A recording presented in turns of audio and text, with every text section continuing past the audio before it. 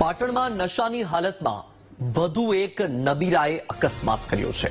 જી હા, નશામાં ધૂત કાર ચાલકે એક બાઇક ચાલકને અડફેટે લીધો। રાધનપુર હાઈવે પર નશામાં ધૂત કાર ચાલકે બાઇકને ઉડાવ્યું। અકસ્માતની સમગ્ર ઘટનાના લાઈવ વિડીયો સામે આવ્યા। સદનસીબે બાઇક ચાલકનો આબાદ બચાવ થયો છે।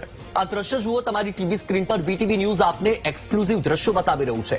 ભૂતકાળ સાક્ષી રહી ચૂક્યો છે કે અગાઉ પણ અનેક નબીરાઓએ નશામાં ધૂત થઈને અકસ્માત સર્જ્યો છે અને તેમાં નિર્દોષ લોકોનો ભોગ લેવાયો છે। ફરી એકવાર એ જ પ્રકારની કરતૂત પાટણથી સામે આવી છે। રાધનપુરથી દ્રશ્યમાં તમે જુઓ કે પૂરપાટ ઝડપે એક નબીરો જઈ રહ્યો છે અને રસ્તાની સાઈડમાં એક બાઇક ચાલક જેને ઉડાવી દીધો। જો કે સદનસીબે બાઇક ચાલકનો આબાદ બચાવ થયો છે, પરંતુ સવાલ એ થઈ રહ્યો છે કે આ નબીરાઓ પર રોક ક્યારે લાગશે, ક્યારે આ નબીરાઓ સામે કોઈ દાખલારૂપ કાર્યવાહી કરવામાં આવશે। નશામાં ધૂત થઈને નબીરાઓ ભૂલી જાય છે કે રોડ એમના બાપનો નથી અને ભાન ભૂલીને આ નબીરાઓ એવી કરતૂત કરે છે કે તેના કારણે નિર્દોષ લોકોનો ભોગ લેવાય છે। અનેક વખત આવી ઘટનાઓ ભૂતકાળમાં બની ચૂકી છે, પરંતુ તેનાથી સંજ્ઞાન લઈને પણ આ નબીરાઓ નથી સુધરી રહ્યા। દ્રશ્ય તમે જુઓ પાટણથી સામે આવ્યા છે। એક્સક્લુઝિવ દ્રશ્યો વીટીવી ન્યૂઝ તમને બતાવી રહ્યું છે। દ્રશ્યમાં પણ તમે જોઈ શકો છો કે રસ્તાની સાઈડમાં એક બાઇક ચાલક છે અને ત્યાં આવીને આ કાર ટક્કર મારે છે।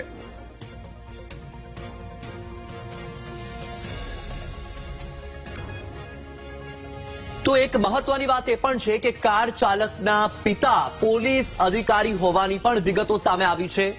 નશામાં ધૂત કાર ચાલકે અકસ્માત કર્યો છે। કાર ચાલકે બાઇકને ટક્કર મારી હતી અને એ કારના દ્રશ્યમાં તમે પોલીસનું બોર્ડ પણ આગળ મૂકેલું જોઈ શકો છો। એ વિડીયોમાં એ બોર્ડ પણ જોવા મળી રહ્યું છે। કારમાંથી દારૂની બોટલો પણ મળી છે અને કાર ચાલકના પિતા પોલીસ અધિકારી હોવાની પણ ચર્ચા છે। વધુ માહિતી મેળવીએ સંવાદદાતા ભરત પાસેથી। ભરત, અકસ્માતનો આ બનાવ, એક માહિતી એ પણ છે કે આ જે કાર ચાલક છે એ નશામાં ધૂત હતો, બીજી તરફ એવી પણ ચર્ચા છે કે તેનો પિતા પોલીસ અધિકારી છે। શું માહિતી?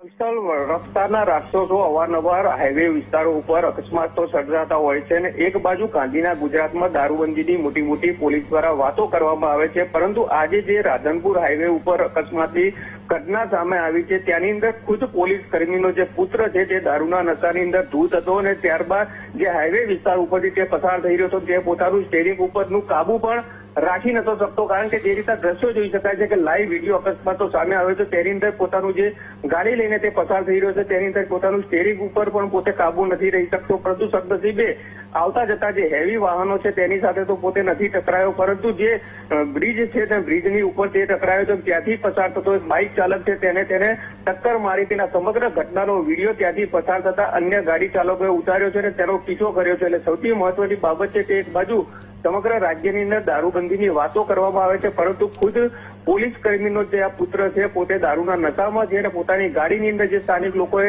પોતાના શક જતા તપાસ કરી તો ત્યાં ગાડી પોતાની ગાડીની અંદર પોતે દારૂના નશામાં ધૂત છે તે છતાંય દારૂની બોટલ મળી છે। દ્રશ્યની અંદર જોઈ શકાય છે। બીજી બાજુ કે પોલીસનો પુત્ર હતો તો પોલીસની ગાડી લઈને નીકળ્યો તો તેની અંદર પોલીસ કર્મીની જે નેમ પ્લેટ છે એ કેમ મૂકવામાં આવી, એટલે અનેક સવાલો અહીંયા થઈ રહ્યા છે। બીજી બાજુ જે રીતે અકસ્માત પોતે દારૂના નશામાં કર્યો છે અને ત્યારબાદ અકસ્માત સર્જીને પોતે ભાગવાનો પ્રયાસ કરતો હતો, પરંતુ લોકો જે સ્થાનિક લોકો ત્યાં આગળ હતા, જે અન્ય ગાડી ચાલકો હતા તેઓએ તેનો પીછો કર્યો અને પીછો કર્યા બાદ તેને ત્યાંથી પકડી લીધો છે અને હાલ રાધનપુર પોલીસ સ્ટેશને સોંપ્યો છે। હવે જોવાનું રહ્યું કે પોલીસ કર્મીનો પુત્ર છે અને દારૂના નશાની અંદર છે ત્યારે પોલીસ આ પોલીસના પુત્ર ઉપર શું કાર્યવાહી કરે છે, કઈ દિશામાં તપાસ કરે છે તે સૌથી મોટો સવાલ છે। બિલકુલથી ભરત, સવાલ એક થઈ રહ્યો છે કે પોલીસ દારૂબંધીની મોટી મોટી વાતો કરે છે, દારૂડિયા સામે કાર્યવાહીની વાતો કરે છે, અહીં તો પોલીસના નેમ પ્લેટ લખેલી ગાડીમાં જ દારૂની બોટલો મળી છે, તો સવાલ એ છે કે કાર્યવાહી શું થશે? ભરત, માહિતી સાથે જોડાવા બદલ આપનો આભાર।